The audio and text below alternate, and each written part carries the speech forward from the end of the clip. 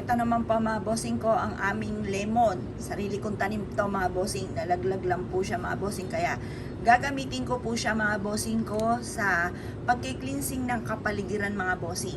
Daig nyo pa mga bossing ko ang may amoy mayaman mga bossing ko ng loob ng bahay.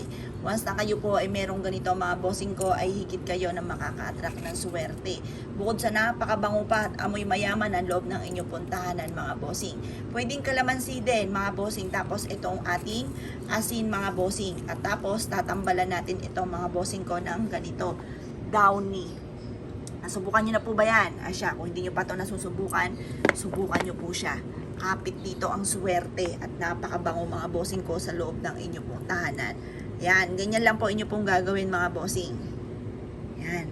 Pwede nyo rin i-dip mga bossing ko yung ating lemon mga bossing ko dito sa ating downy mga bossing. Napakabango nito. Tapos, medyo pigain nyo rin po siya mga bossing yan. Pigain nyo. Para mix po mga bossing ko ang amoy downy at ganun din mga bossing ko ang amoy lemon. Yan, pigain nyo po siya. Tapos, haluan nyo pa po siya ng asin para napakabango mga bossing. Tapos, para mas manuot mga bossing ko yung amoy. Pagkatapos, yan, yung ating lemon.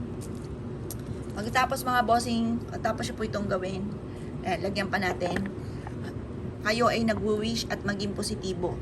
Sabihin nyo po mga bossing ko na masigit kayo na makaka-attract ng swerte dahil magki-cleansing ito ng kapaligiran mga bossing yung ating lemon at asin at sinabahan pa ito ng downy. Ay napakabango mga bossing. Bongga mga bossing, pak na pak, panalo po kayo dito mga bossing. Ilagay nyo lang po ito mga bossing ko sa may ilalim ng inyo pong higaan or kaya po kung saan kayo lagi nandoon, lagay nyo lang po siya at maaamoy nyo. Ito pong ating downy na may kasamang lemon na pang cleansing at ganoon din po ang asin mga bossing lalo-lalo na. Para tayo po mga bossing ko ay makapaghigop na ng mga negatibong enerhiya na nagdudulot ng kamalasan. Yan po mga bossing ko ay napakabango pa. Alisin nito yung mga amoy na mabaho sa kapaligiran. Ang bango, daddy, ano? Yan, ang bango mga bossing. Pwede nyo na siya ilagay sa CR ninyo or kaya sa may kusina ninyo mga bossing. At napakabango nito mga bossing. Bukod sa babango na ang loob ng inyong tahanan, yun po ay magki-cleansing pa ito mga bossing. Kumbaga maraming purpose itong paggawa natin ito mga bossing. Dahil bukod sa yun nga po magki-cleansing na ating kapaligiran, babango pa lalo ang ating tahanan. Ang bango po niya mga bossing. Dahil pa nito yung may mga umuusok-usok mga bossing ko. Yung may mga scented mga bossing ko na umuusok-usok na nagtataboy ng mga negatibo.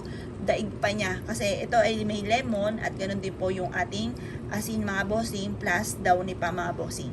Siya mga bossing, kung gusto nyo ma-cleansing ang loob ng inyong tahanan at masigit kayo na maka-attract ng swerte bukod sa inyong sipag at syaga at pananalig sa mahal na Panginoon, subukan nyo po ito mga bossing. Magagarantiya ako sa inyo, napakabango.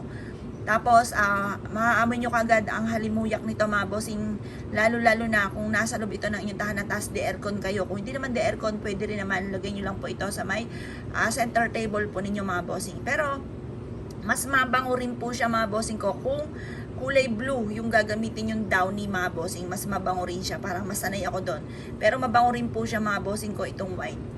Ang bango po niya mga bossing. Mas nanunuot mga bossing, parang iba yung dating. Pag pinaghalo sila mga bossing ko yung downy at saka itong lemon at saka yung asin, iba yung dating ng amoy, mabango talaga mga bossing. At parang nanunuot, kumakapit sa mga gamit po natin, ganun din po sa damit natin mga bossing. Kung may amoy mabaho, hindi nyo matanggal at gusto nyo kayo ay swertihin, subukan nyo po ito mga bossing.